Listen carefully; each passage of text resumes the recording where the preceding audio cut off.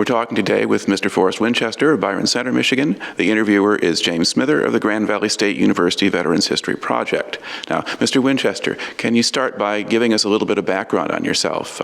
Start with where and when were you born? I was born in Kent County back in 1925, and of parents of Mildred and Forrest Winchester. All right. And what did your family do for a living?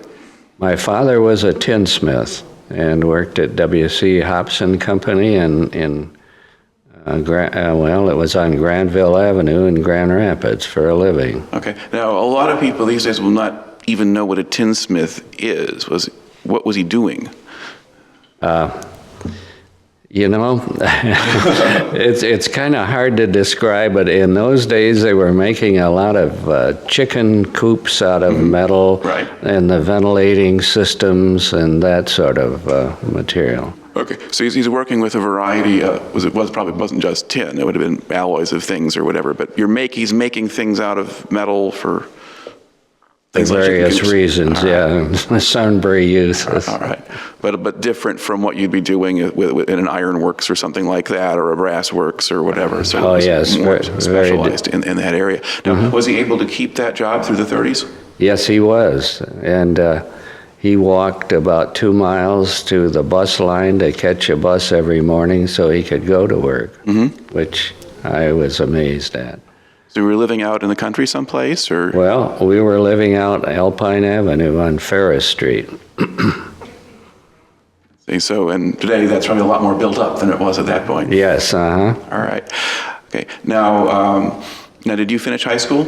Yes, I did. Creston High School in '43. Okay. Now, do you remember hearing about Pearl Harbor? Oh, yes. I was at my grandparents', and we were there for some sort of a occasion around the holidays, and all of a sudden it came on the radio that the Japanese had just bombed Pearl Harbor. Okay. Now, when you were in high school before Pearl Harbor, did the teachers have you pay attention to what was happening in the world, or were you just oblivious to it all? Oblivious to it, yeah. Because sometimes you'll have a civics teacher or history teacher who was making sure everybody knew what was happening from the invasion of Poland onward, and a lot of other people didn't have to worry about it. Now, once this happened, did you think that you'd wind up getting into the war, or did you think it would be over before you got there? No, I figured that I was going to be a part of it. Right. Now, were you drafted, or did you just go enlist? I was drafted. When I graduated from high school, they said, Uncle Sam wants you. Okay, so they were all ready for you. Yes. That's right, and you still have your draft papers. Yes. Okay. Now, where did you have to report to once they drafted you? Oh boy. I'm not sure I can remember that, but it seemed like it was Detroit. Yeah, a lot of people went to Detroit. Others went to Great Lakes. Were you initially just drafted and you didn't know what branch of the service you were going to go into, or? That's true. Yeah, then probably Detroit. Yes. Okay. And then you go there and they kind of sort you out and... Yes, after your physical examination, you come up to this table and all the branches of the service are sitting there. And this guy said, what branch of the service do you want to go into? And I said, the Navy. And he said, the Navy, why? And I said, well, I've got a cousin in the Navy and he likes it. Navy. All right. Well, were you saying that to an Army guy, or couldn't you tell? To whoever was interviewing me. I don't know who he was. Okay. And that was the reason why you picked the Navy? Or? That was the reason why. And I was fortunate to do that as I look back. Yeah. Well, it was a certain phase of the war where certain parts of the Navy were very dangerous. By the time you got out there, it probably wasn't quite as bad. Oh, well, I don't think so, but who knows? Yeah, okay. Well, you picked that. Okay, now once you've signed up for the Navy, where do they send you for basic training? Well, I went to Great Lakes in the middle of the winter. And that was a blizzard, I'll tell you. Was a blizzard getting down there, or just a blizzard once you were there? Once we were there. All right. Well, what did the training actually consist of there? Well, a lot of it was just general obeying orders and marching and this sort of thing. Okay. And how well did you adjust to that? well as possible. Well, were the people who were drilling you at that point, were they fairly reasonable about what they were doing, or did you think some of them were just kind of strange? The officer we had was Schoolboy Rowe's uncle, and Schoolboy Rowe was a pitcher for the Detroit Tigers in those days, so he was sort of a celebrity, and a lot of us people from Michigan looked up to him as that. All right. Now, aside from just kind of drilling, did they have you march around and that kind of thing, or what other sort of stuff besides just learning to obey orders were you doing? That was about it as far as I can remember. It wasn't anything very vigorous because of the weather. Okay. So you had to stay inside most of the time? Yes. All right. Now, were you getting any kind of instruction on the Navy itself or anything like that at that time? Was there sort of classroom work? Not really. Not really. Well, how long did this phase last? Oh, boy, now you're stretching my memory. That couldn't have been more than, 4 or 5 months? Well, over the course of that time, probably they are getting you into some more training beyond learning orders. Well, that could be, but... Okay, well, you're there for some period of time. Now, did they eventually sort people out and decide what specializations they would train for, or did you get... We had some test work to do, and based on the results of those tests, why they pointed us in a direction. Okay, and what direction did they come up with for you? Oh, they said something about radio technician. So did you go to a radio school at that point, or? I went to a radio technician school, and that was in Gulfport, Alabama. Okay. Was that the next place you went after Great Lakes? Yes. Okay. Now, how did they get you down there? By train. All right. And had you taken a really long train trip before? No, not really. Okay. So what was that trip like? Well, nothing I'd like to go back and do again. A lot of people crowded into the cars, and we didn't have any cots, beds, or anything to lay down in. We just slept in our seats, and that's the way we got there. Now, what time of year was it by the time you went down there? Well, it was starting to be spring. Okay. And was it hot when you got down to Alabama? Well, it was reasonable. It was a lot warmer than Michigan. Okay. And probably an improvement over the blizzards at Great Lakes. Yes, definitely. Okay. Now, what kind of facility was it that you were at when you got there? What kind of base was it? It was Quonset huts, and then we had some marching to classes and a lot of classwork. Okay. Now, were you training to be specifically a radio operator, or to work sonar or radar, or what were you getting? To be a repair type of person, for radio and anything else in that line. Radars. All right. Now, did you have much experience with anything mechanical before you got this training? None whatsoever. Okay, so you were not somebody who went out into the garage and took the car apart or something like that? No. All right. So they just assigned you. We didn't have a car. So they just assigned you to this, and you go there. Well, did you like the work? I mean, was it interesting as far as you were concerned? Or? Yes, it was. It was very interesting. Now, how long did they have you down there? It seemed like we were down there 3 or 4 months. Okay.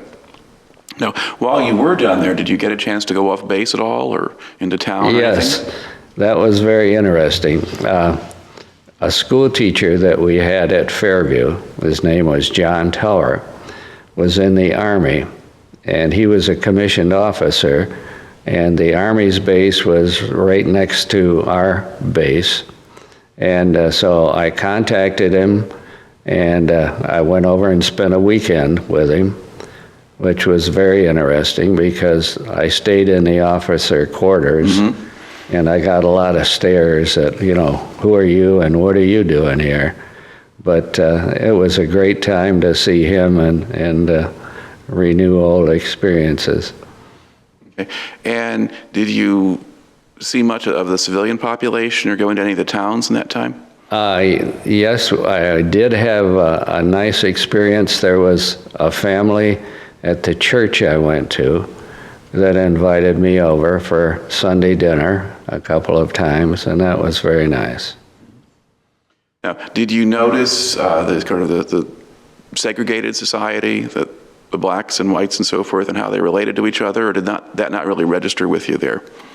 That did not register. Sometimes it does, sometimes it doesn't. Yes. It depends on what circumstance you're in at that point. Okay, so you're there. Now, did they actually put you on a ship at any point while you were down there? Or No. did you just stay on shore? No. They sent me back to Great Lakes. And from Great Lakes, let's see, where did I go? I think I went to the West Coast. Okay. You think you went to California somewhere, or Washington, or? It was San Francisco or San Diego. No, San Francisco. And then I went aboard a troop ship and headed out towards the Pacific. All right. Now, what was it? A sort of a Liberty type ship that you were on, or a converted liner, or something else? It was the Lurline, which was a very luxurious passenger ship, and it was packed full of GIs. So most of the people on there were Army rather than Navy? I don't know whether they were or not, but I came down with scarlet fever on the trip between there and Pearl Harbor. So I didn't associate with a lot of people. They put me in sick bay. And so were you basically sick for the whole trip? Well, for at least half of it. I had to have a temperature of 103 to get into sick bay, and that took a couple of days. All right. Now, once you got, about how long did it take to get to Hawaii on that ship? Just a few 5 days. 5 days, yeah. Now, did the ship sail alone? Yes, as I remember it. Because the liners were faster and they could outrun submarines, or at least that was the idea. I would think so. Okay, so you got into Pearl Harbor. Now, were you getting better by the time you got to Hawaii, or were you still pretty sick? No, I was in isolation. And so there were about, maybe 6 to 8 of us people who had scarlet fever. So they offloaded us, and we went to sick bay at the base there. Right. And how long were you in there? Gosh, probably almost 2 weeks until we got out of being allowed to communicate with other people. And Now, what did they have to treat scarlet fever with at that point? boy, I don't know. I think it was sulfa drugs, Okay, but yeah. I wouldn't.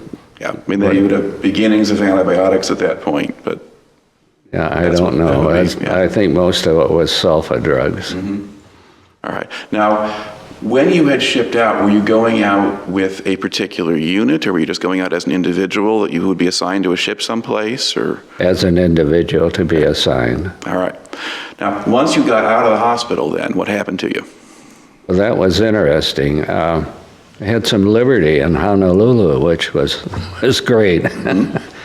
And then they put some of us, and I would say probably a dozen or more, on board a British carrier, which was going out, and I can't remember where she was headed, but anyway,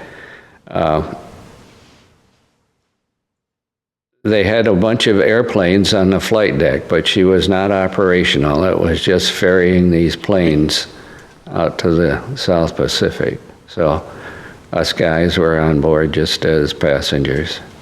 All right. And what sort of impression did you have of the British crew? Well, they were very congenial. and we had a good time with them. Now, had this ship, as far as you can tell, been through a number of battles and things like that, or do they not talk about that at all? I don't remember any discussion about that. Right. Now, where did they go on this ship? Where were you going with them?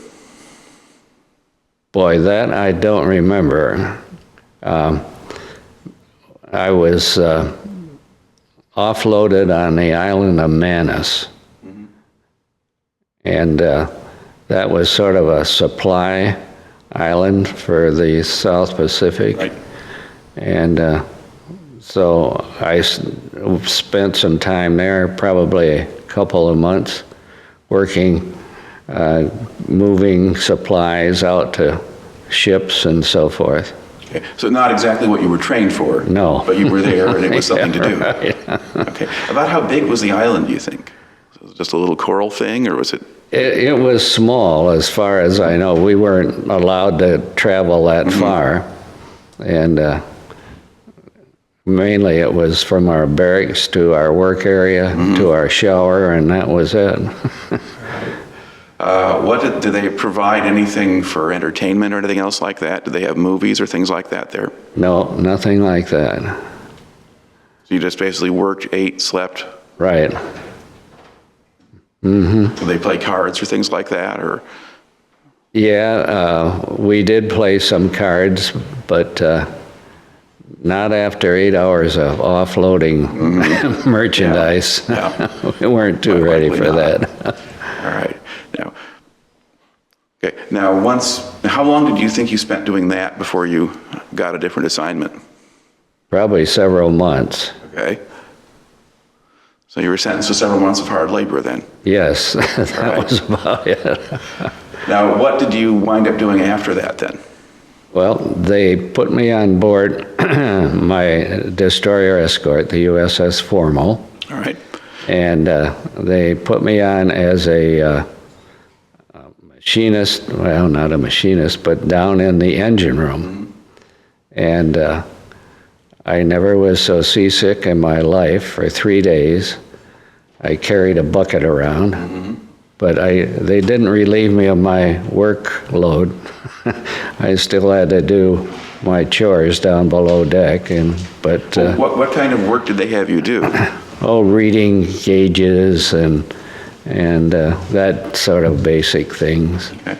Now, did you have a sense of how long the ship itself had been in commission? Had they been out on patrols and things already, or? It had been out in the Atlantic and now was coming out to the Pacific. So it would have had convoy duty or something like that for a while. Now, do you remember when it was you joined the ship? Not directly. Sort of middle of 44 by then, or later than that? I really can't remember. I kept a journal mm-hmm. once I got on board, and which was against all Navy regulations, mm-hmm. but I kept it and I brought it home, but do you think I could find it? I couldn't, so I couldn't look up this sort of data to refresh my mind. Well, once you go on the ship, what kind of missions was it going on? Yeah, we were headed out to do convoy duty, mm-hmm. and that's where we wound up doing. So where were you sailing between? Basically, out to the Philippines, mm-hmm. and then from the Philippines over later on towards Okinawa. Mm-hmm. But that was after Okinawa was secured.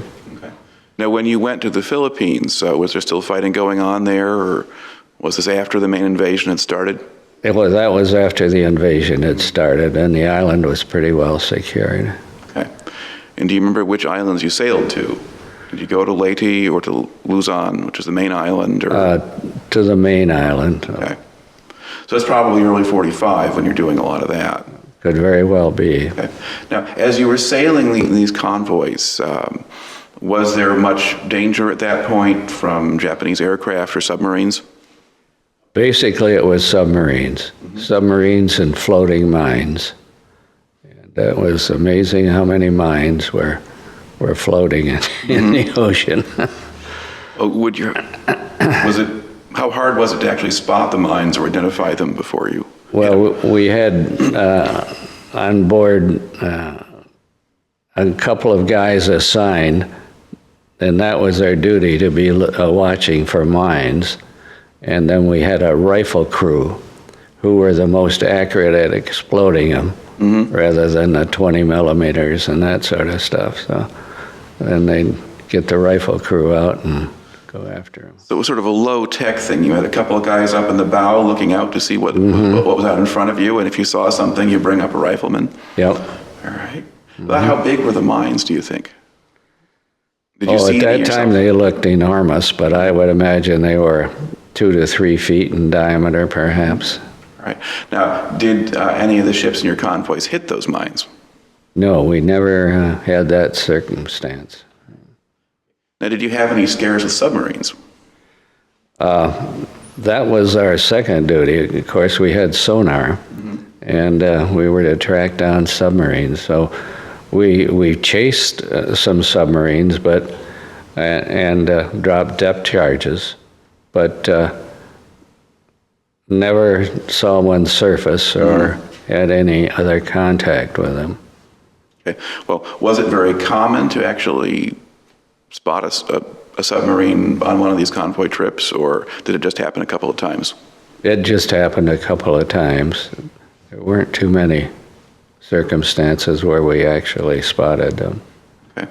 Now, you go out to the Philippines. What were you using as a base? If you were taking a convoy from one place into the Philippines, where would you come from? Were you going to other islands, or? That's where my notes would help me. That's just not part of my recollection right now. Now, do you have an idea of sort of how many of these trips that you took over the course of the rest of the war there? Well,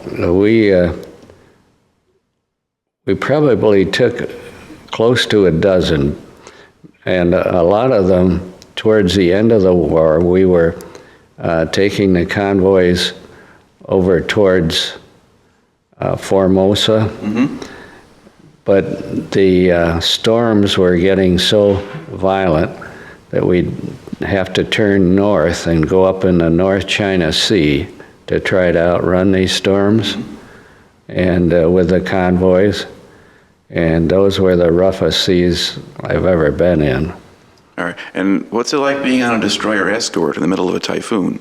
Well, I tell you, the maximum roll on our ship, I think, was something like 47 degrees, and it was nothing for us to roll 43 degrees and get on its side and sit there and shudder, and then come back and go the other way and shudder for a while. And now, were you adjusted enough to being on the ship by the time you got into that really bad weather that you just figured you'd get through it, or did you think sooner or later they were just going to flip you right over and that would be it?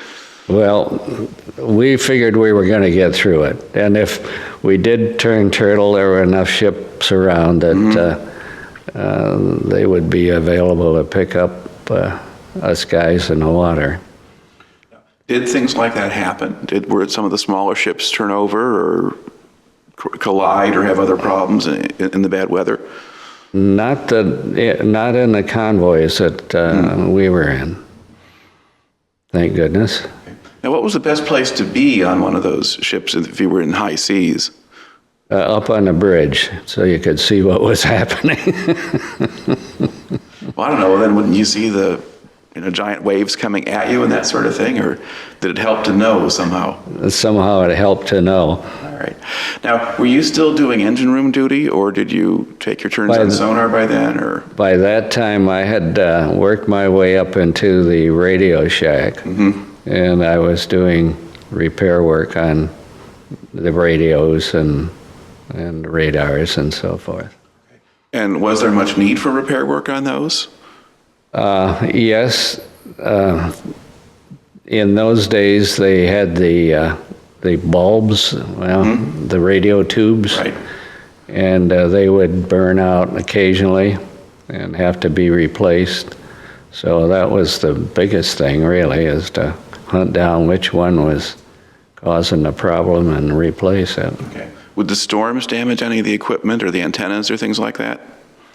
No, not usually. Not usually. Mm-mm.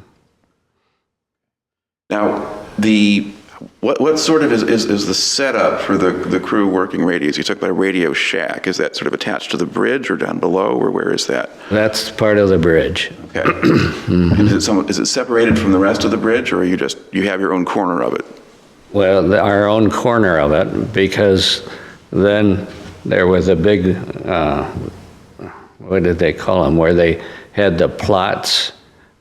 They were big tables, and the radars would plot in there the various ships and where they were located and that sort of stuff. So that was right adjacent to the radio shack. All right. Now, did you work pretty closely with the officers on watch, or did you not talk to them, or? Yes, yeah, because we had a communications officer, and he kept pretty close tabs on us. Okay. And what sort of people were you working with in terms of, were they all people plucked out of civilian life, or did you have career Navy people with you, or? Most of them were out of civilian life. Mm-hmm. Like, where did you come from? And what sorts of places did they come from? All over. Most of them from the East Coast, it seemed like. Mm-hmm. And had a lot of them been crewing on the ship when it was still in the Atlantic and they came over with it? Or yes. Mm-hmm. Okay. Mm-hmm. And what sort of person did you have for a captain? Don't really know. He seemed to be a nice guy, what little we saw of him. But, well, I won't go any further than that. He seemed to be a nice guy. Right. And what sort of person was a communications officer? I mean, I guess that's the one that you dealt with. Yeah, very nice. Very nice. Mm-hmm. All right. Now, what did you do on one of these ships when you're on convoy duty and you're off duty? When I was off duty? When you were off duty, but you were on the ship, yeah. Well, basically, just hitting the sack and getting some sleep time. Now, did you have your own bunk, or did you have to rotate and share them, or? I had, they had the bunks, but they were 3 high down in the compartments. And so I had one of the 3. So how much physical space do you have in one of these bunks? I mean, how much space between you and the ceiling or the next bunk or whatever? Well, you could reach up and touch the bunk ahead of you without extending your arm any, Now, did they provide anything there for your entertainment? Did they run and show movies on the ship or anything like that? Only when we were in port where they could put up a screen someplace on the fantail. Okay. Now, the Navy had a reputation for providing good food. Were you fed well on the ship, or did you just have to make do with canned things, or? Well, we had tables in our mess hall that had leaves that would fold down on either side. So in the rough weather, you'd sit on this table and straddle it like you were on a horse, and they'd give you a bowl of soup or something, and that was your meal, But that was when we were in really bad weather. Otherwise, we'd be sitting up to the tables, and the food, it got us by. Well, do they have refrigeration units and things like that on the ship? Yes, they did. Okay. Mm-hmm. Probably were doing a little better than the guys in the Army anyway. Yes, and we had some people who could bake things, which helped. Now, about how long would you spend on one of these convoy runs? Would it be weeks at a time, or? Yes, usually weeks. And that would be about it. Okay. And we'd turn around. Now, did you have a home port or for much of this time, or did you just keep moving around? Just kept moving around. Okay. Now, did you get to go ashore at all in the Philippines when you went there? It seems like I did, but not very long. It would be something like maybe you got an hour or two. Okay. Yeah, so you're not really getting a chance to look around much at all or get much of a sense for these places. Okay. Now, when you were making the runs up to Okinawa then, were you doing that while the fighting was still going on, or did you mostly do that after it was over? While the fighting was going on, we were still taking convoys out there. All right. And did any of those convoys get attacked by kamikazes or things like that, or did you miss that? We missed that, although when we got in port at night, we'd all make smoke, which would fog in the harbor. And when the air raids came over, we didn't have to do anything except make the smoke and hide all the ships and so forth. So there were air raids that took place then? Yeah. We let the Army take care of them. So the anti-aircraft guns on the ground, or? Yes, and the aircraft that were available. Okay, but the Navy ships themselves didn't fire? No, not in those instances. So that might have been, I guess, to avoid making targets out of them. It could very well have been. Now, did that happen just once or twice when you were out there, or was it a... Oh, that was sort of a common thing. Okay. Now, when you'd go out to Okinawa, did you have much of a sense of what was going on the island itself? Oh, yes. Because we would get some news reports. And now, could you see much on shore there? Were there, in terms of wounded coming off or things like that? we could see a lot of the damage that was done, and how the hillsides were blown up and that sort of thing, but not too much of the active fighting going on. Because that would have been some ways away from the harbor, so you wouldn't see that too directly. Yes. Okay. Now, where were you at the point when the war actually ended? Were you at Okinawa? Were you someplace else? We were at sea. Okay. We had finished our mission down at Tarakan. Oh, that's the other place that you got to. We want to get in there. And we're coming back up towards, I guess then, towards the Philippines. Okay. Well, let's back up then. Tell us a little bit of what kind of mission did you have at Tarakan? Probably the audience won't even know where Tarakan is, so fill that in. That's a little oil-rich island off in Borneo. And we took on board our ship a lot of Australian troops. And we didn't know what was going on to begin with, why all these Aussies were coming aboard. And then we went over to Tarakan and offloaded them into landing vessels that were provided there, and then they went ashore and made the invasion. Mm-hmm. And we knew it was oil-rich because there were 2 huge oil storage tanks on the beach, which were on fire. Mm-hmm. And from there, we just anchored out in the harbor and were their artillery fire. So they would radio out where they needed some artillery fire. Well, then we had 2 5-inch guns on our ship. So we would fire those at their locations. Okay, so that's kind of the brief bit of actual combat duty your ship has then. Yeah, and we had a couple of air raids there, but that didn't amount to too much. There were just a couple of Japanese airplanes came over. Right. Now, were there a lot of other ships around when you were attacking Tarakan? Yes, there were quite a few. I can't really come up with a number, but maybe a dozen or something like that. It wasn't a big force. Were there bigger ships? Were there cruisers or things like that providing gunnery support? No, we were about there was other destroyer escorts, so we were about the biggest type of ship that was there. Okay. Now, what impression did you have of the Australian soldiers themselves? Well, like they were kind of gung-ho guys, Like, put us ashore, we'll take care of them. So. All right. Did you have a sense that these were veterans, that they'd been fighting elsewhere already? And Yes. Mm-hmm. Mm-hmm.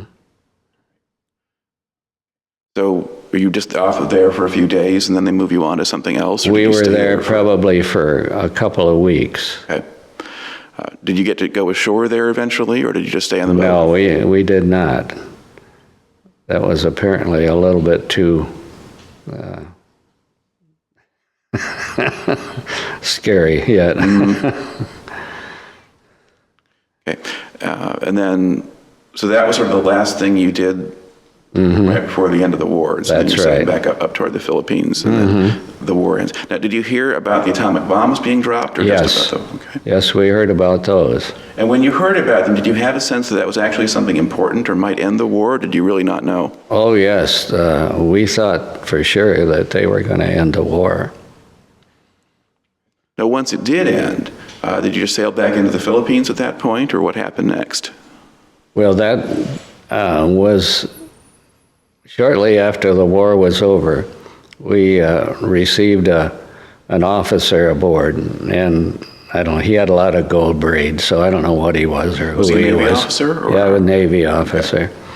And he apparently wanted to see the Chinese coast and the Far East, because we went into Hong Kong and we spent a week there, and then we went up to Shanghai and we spent a week there, and we went up to Tokyo and we spent a week there. And that was kind of interesting, because when we were kind of down towards the Yokohama end of the bay, Right. and we could see the damage that the atomic bomb had done. Well, you wouldn't have seen that at Yokohama. You would have seen the damage. The Tokyo area was hit with fire bombs. So Yeah, it was all well, burned. but not downtown area, not around Yeah, their shrines and that that's sort right. of stuff. They targeted other areas. Yeah. So Yokohama was more industrial, and that would have been a place that got flattened pretty well. Yeah, it was. It was black. And we went ashore on Liberty, and then all the Japanese people would turn their backs to us. We couldn't figure out what in the world was going on, so we saw a shore patrol guy, and we asked him, what's the deal? And I said, you're their conquerors, so they don't want to face you. And I thought, that's different. Now, were there situations where you actually did deal with the Japanese? I mean, if they were, selling things or anything else like that, or did they, all the ones you see, just turn their backs on you? There weren't any merchants out trying to sell things that I can remember, because I didn't buy anything there. But were you mostly in the areas that had been bombed out, or did you go into the middle of Tokyo, or? We were downtown Tokyo, basically, so that was pretty well preserved. Right. Okay. Did you get to go ashore in either Shanghai or Hong Kong too? Oh, yeah. What impressions did you have of those places? Well, I tell you, in Shanghai, I pulled shore patrol duty at a nightclub, at a taxi dance nightclub on New Year's Eve, I think it was. And talk about fun.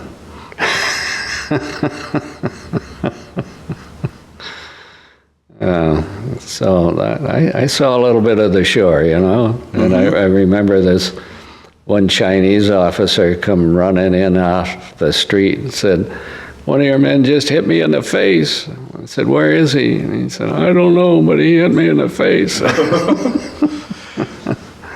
Now, was it potentially dangerous in a place like Shanghai for the crewmen to be wandering around? We sort of traveled in pairs, just to make sure. Now, you have in your collection, you got a sort of an embroidered flag with your name on it and the ship's name on it. You said something about that being stitched to your pea coats. We wore that in the back lining of our pea coat, and all the sailors did that had those types of embroidered pieces. Now, was the idea that that was a form of identification for you, or just a souvenir, or what was Well, that? it was kind of a form of identification. I've been there, done that. What condition was Shanghai in when you were there? What impression did you have of it, just physically? Oh, that was a going town, really. The buildings were all in good shape, and the people were very cordial for the most part. The shops were open. It was going. It was a going place. So at that point, that's early enough that they're not yet expecting the communists to show up or anything else like that. I mean, it's just apparently not. Just the very end of the war, and they're happy it's over, and the Japanese Yes. are. Did you see any of the Japanese at that point? I mean, were they being organized and sent out from there, or were they already gone? Didn't see any Japanese there. It was all Chinese. Okay.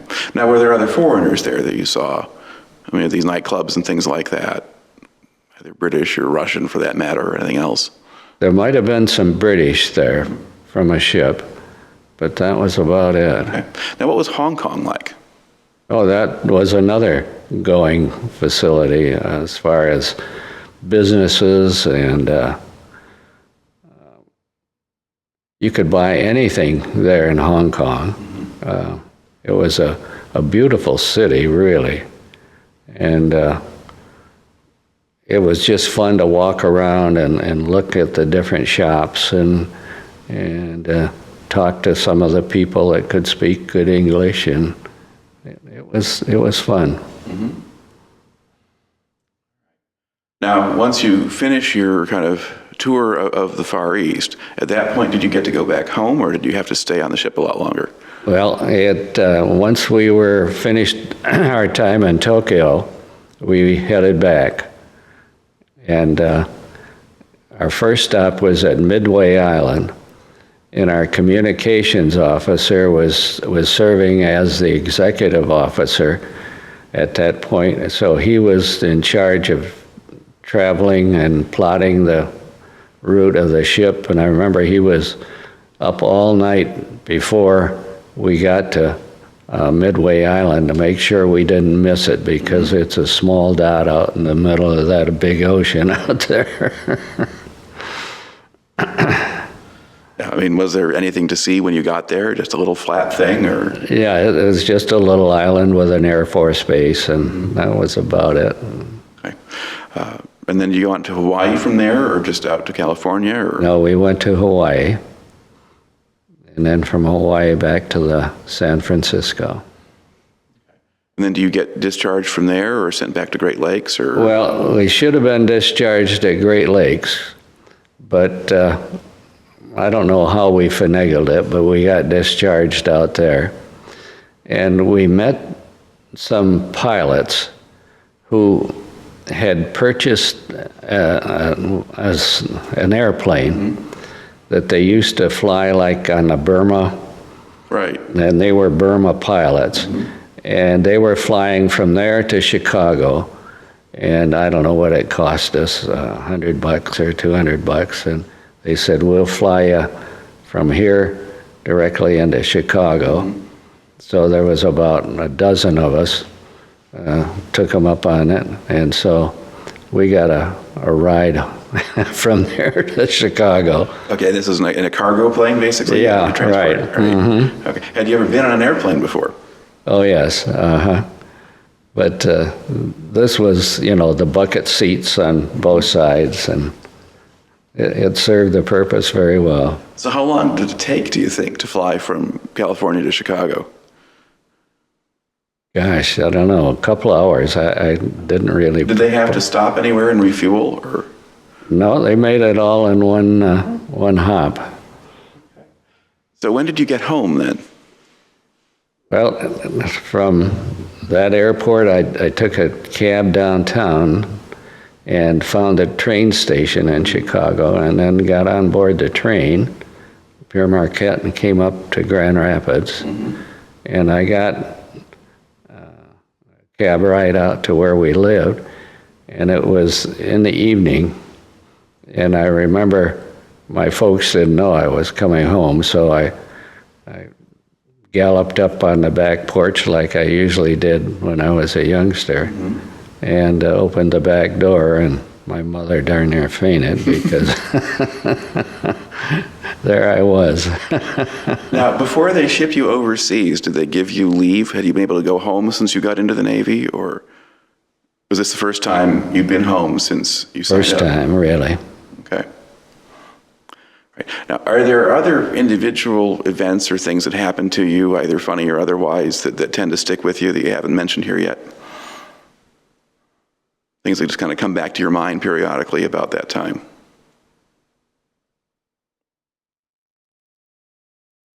Well, not right offhand. Okay. Now, once you did get back home then, what did you do next? Went down to Michigan State and applied to get in enrollment down there. All right. And were you able to use the GI Bill and so forth to help Yes. pay for college and all that? Mm-hmm. All right. And then what did you study there? Chemical engineering. Okay. I graduated with a degree in chemical engineering. And then what did you do after that? I went into industry and worked in quality control for Kelvinator when they were in Grand Rapids, and then went into consulting engineering. And I got to tell you this story.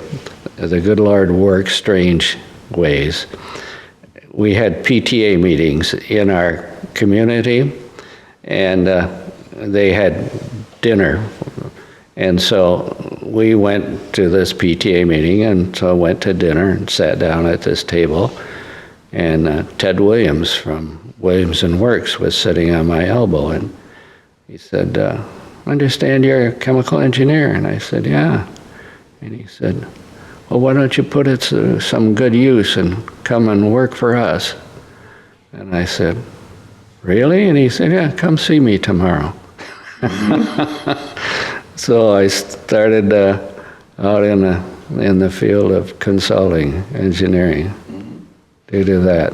And then did you stay with that then for a long time? I was with Williams & Works for 10 years, and then I went with Fishbeck, Thompson, Carr, and Huber the rest of my work life, and I retired from there twice and went back to work again.